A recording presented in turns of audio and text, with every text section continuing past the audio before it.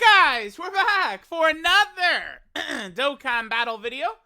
So we have part 2 of the global anniversary is officially live in-game. We can go ahead and take a look at a lot of the events and a lot of the stuff that actually is here for part 2. Now, I believe part 2 is going to last until, I think it's around the 30th or 31st is when part 3 will come in. Which will include the EZA for Int Vegito, Physical Gogeta, and then the 3 free-to-play characters. And then the Super Saiyan 4 is EZA in the EX part, right? So first thing we could look at right here. Oh, actually, let's read this. Let's see what we got here. So part 2 of the 7th anniversary has begun. New EZA battles, co-op campaign, Extreme Z Dokkan Fest is all up. You will be able to use your rainbow tickets starting from the 26th. That is when the whatchamacallit is going to drop. The top legendary summon banner right here. We'll look at this in a second. So that is there. Background music to make celebration even livelier will be available. The opening theme of Dragon Ball Z will be playing. Yep, Chala. I do. This was fun. One thing that really sucks. I mean, global players, let me know if you guys feel this way. But dude, that remixed, theme, like the main menu theme was so good during the anniversary. It sucks that they get rid of it after the anniversary. That is I loved that during the anniversary. So, it is a shame that has, actually been removed and taken away, right? So this music is going to go until the 8th. Okay, so the 8th, I believe, is right around when the anniversary should end. I think so that's going to be right around, I think, when the LR Super Saiyan 4s are going to potentially drop then. Could be right around there. LR Super Saiyan 4 Goku and Super Saiyan 4 Vegeta. That can make sense. And then maybe like the 14th, 13th, 12th, in that range, we could see Raditz, Dokkan Fest Raditz, I think. Okay, so let's go ahead and see what we got here. So the first thing we have here is the top legendary summon banner will be on the 26th. I've been saying this. I'm glad that the dates I'm telling y'all are turning out to be correct here. That's good. So the 26th, the top legendary summon banner is going to drop. Don't, man. Listen, I'm actually pleading with you guys not to summon on this. If I look at there's a number of reasons. Kaioken Goku and Great Ape Vegeta are very good. Kaioken Goku especially, I think he's actually one of the best units in the game. Very, very powerful, very effective, very good character, for sure. Kaioken Goku, super good. Now, Great Ape Vegeta, he is very good, but he's one of these characters with, I think, a very heavily flawed design, I think, is what this Vegeta has. Again, I would say very heavily flawed design. He can be very good, but you just need certain things to go your way, right? He can guard, but, he is a struggle if you're not fighting a Goku, but, none of the toughest fights in the game right now are against Goku enemies, right? It's you just go down, a laundry list of things. At his best, this Vegeta can look very, very impressive, for sure.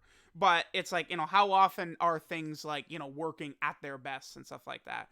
Okay, the page crashed. This top legendary summon, this page keeps crashing on me. No, dude, please stop crashing. Well, whatever, we lost it. I think I can just pull it back up right here. God damn it, stop crashing on me. So these two are great, but this is a relic. I imagine the banner is going to be exactly the same with 12 featured units. I'm really pleading with you guys not to summon on this banner because this is the old yellow coin banner format. They have since changed this. Now they do yellow coin LR banners will have 10 featured units, 3 of them being LRs. This is 12 featured units with 2 LRs. This is not good. Kaioken Goku is really powerful. He can help you in a lot of the game's content. Great Ape Vegeta is very good for very specific stages like Giant Form, Super Battle Road, and stuff like that, sure. But this featured unit list is bullshit. Outside of Heart Virus Goku, I think this is pretty much just all garbage. None of these characters, I think, are really going to be helping too much. Maybe that Tech Kaioken Goku and this Physical Scouter Vegeta, they could be useful in maybe GT Goku missions or Legendary Vegeta event missions, but a lot of these characters are just aged. They're just old ass units that are not good. So you do not, I don't think you want to summon on this banner. I just see no reason to do it. It's too poor. Just save for the Worldwide Download Celebration coming at the end of August. That I think is going to be very good for global players to summon on, because those units will not return until next anniversary. We're talking July of 2023, the units that come out next month on global, so you want to keep that in mind. JP players always need to pay special attention to the Tanabata unit. This year's Vegeta and Trunks, because they don't return until March for JP, which is the longest return for a character on JP. And then for global, it's the Worldwide Download Celebration units, right? So you do want to keep that in mind. All right, so we have the top legendary summon banner right there. Dual Dokkan Fest. This is just letting you know that you could use rainbow tickets, the tons of thanks tickets, for either Dual Dokkan Fest on the 26th. I will probably do a video a little bit closer, maybe like the day before this comes out, like really breaking down the pros and cons of using your rainbow tickets on each banner. If you must summon on this, maybe throw your rainbow tickets at it, but you're going to go much further picking up either of these guys over Kaioken Goku and Grade 8 Vegeta. It's actually like these guys, Kaioken Goku is very good, does not even compare to the 7th anniversary LRs in any way. They're better across the board. In every conceivable factor, they're better than Kaioken Goku, even though Kaioken Goku is very good. So you do want to keep this in mind. This is a deserving moment, although this really, let's be real, this should have been a Dual Dokkan Fest rather than top legendary summon, but it's fine. It's fine. So we have an EZA banner for Gogeta and Omega right there. That's good. We got the purple stones. More discounts is always good. Packs on top of packs. Okay, so this is going to be for Kaioken Goku and Grade 8 Vegeta. So if you're a light spender, you will, I guess, be able to, toss some money into this and sort of see how that works. That could be good, right? This is probably, if you're gonna do like summons on that banner, this would be how to do it, right? One of these co-op campaigns right here. Training under Whis. What is this exactly? Like, what is the criteria they want you to do here? Let me see. So this is I think it's just do stages. Oh, any of these designated events right here. Okay, so just do a lot of the events, sort of like, pertaining to the anniversary. Okay, sure. Okay, so we got that right there. New stages added to these story events. You can now awaken to these 3 characters right here. They're very unimpressive until they're EZA, and even after they're EZA, they're still very unimpressive. This is just a real bummer. Again, the one negative of the anniversary is the weakness, I think, of these free-to-play characters. We have the 2 EZAs here for the Gods and Super Saiyan 4 Gogeta and Omega. This one could be maybe a little bit tougher, but, you can just bring a friend, LR Super Saiyan 4 Gogeta, use like a GT Hero Shadow Dragon Saga type team. You should be able to take down this Gogeta. Both of these characters, EZ8, are pretty good. Omega currently doesn't have a team, which is an issue. And then Super Saiyan 4 Gogeta, while he does have teams, his design just is not great for a lot of the red zone fights, right? Him being tech, because when you do these tough red zone fights, you want to be building your team, gearing your team towards the final phase of the boss, right? So, like, you'd want to bring Gogeta towards the toughest AGL fights in red zone. Android 13 and Broly, both those characters cancel dodge, which is the strongest part of this guy's kit, basically. His 70% chance to counter super attacks, right? Does not work against those bosses, which sucks. And then Omega doesn't have a team, right? Then these 2, God Goku is, if you're going up against a pure Saiyan or movie boss character, he is incapable of taking damage.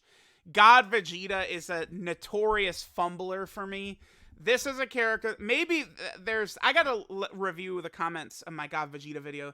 I need to see if there's like one player in there who's like, he is always clutch for me. Like me and UI Goku, right? Like for me, UI Goku has always been clutch, right?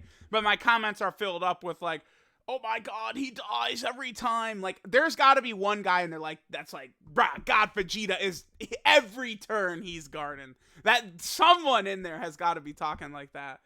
It's just this guy. They fumbled him so bad. I really do think they did. Like, he's solid-ish if that guard procs, but, like, they did not make him good enough. Just, like, compared to this God Goku. They should have just gotten rid of his bullshit stun. Like, this stun sucks. Like, I don't know. Like, so he had this even prior. They should have just said, dude, whatever.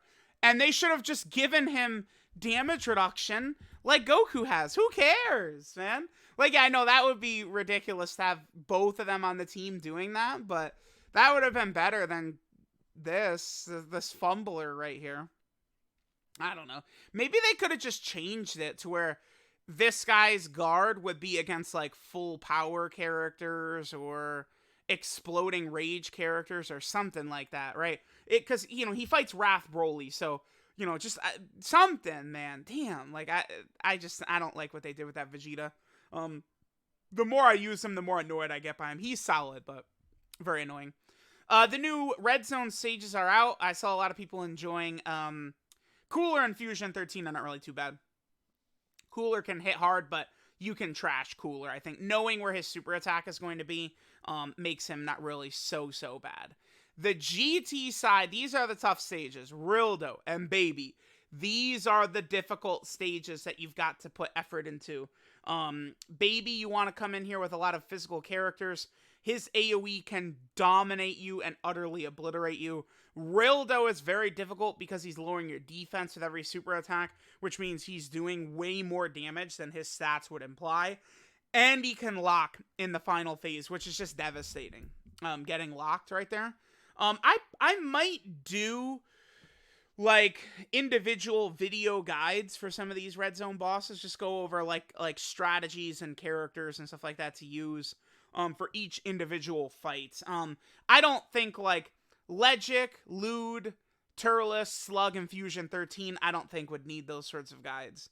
But a lot of the other bosses, especially like Broly, Bojack, like the last couple fights, so Super 17, Shadow Dragons, and Omega, and Bojack, Janemba, and Broly, those come with the third part, the EZA, Gogeta, and Vegito, and those type of characters. Alright, so there's the Red Zone stages.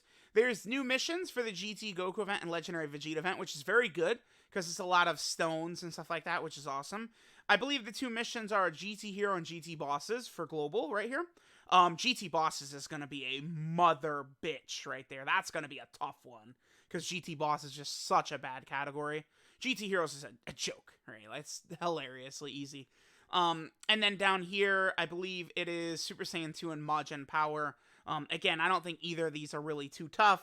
You probably have got Boo Tanks. He's been out for years now, right? So chances are probably good that you might have Boo Tanks who can really help with this stage, which could be good right there. So there's those two right there. Elder Kai's. This is up every day. This is because of Great Ape Vegeta awakens with these medals right here. That's why that's up. There's more titles that you can get. Listen, there's going to be more titles out in the future. Titles are fine. Please let them do something. I have two ideas for titles. Either one, have them buff character stats very minorly, right? So you get a title for beating all the GT Goku event missions, and then maybe the title gives you 50 HP to Great Ape Power characters, right? It seems like minimal, but that would help a lot. That might even be too much, 50 HP, but if they could do something like that, I feel like that would be very fun. Even that would be really good for free-to-play players, I think, especially because if you could do that, then a celebration like this would happen, and it's I didn't pull LR Super Saiyan 4 Gogeta, I didn't pull LR Kaioken Goku, but you could still collect new titles throughout the anniversary, which would power up your box anyway. They could do so much with titles, man. Or they could have it increase your account power level as well. I think also would be good. And then that is it for part 2, right? So a lot of EZA characters, difficult content to do. There's going to be an LR banner in a week's time, right? So good luck if you guys decide to summon on that.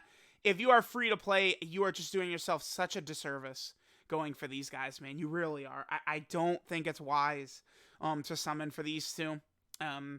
Great Ape Vegeta can be very good for specific stages, same with Kaioken Goku, but it's these are the gods right here. And then worldwide, I think that there's a good chance the worldwide units might just be 1 and 2 when they drop, so keep that in mind.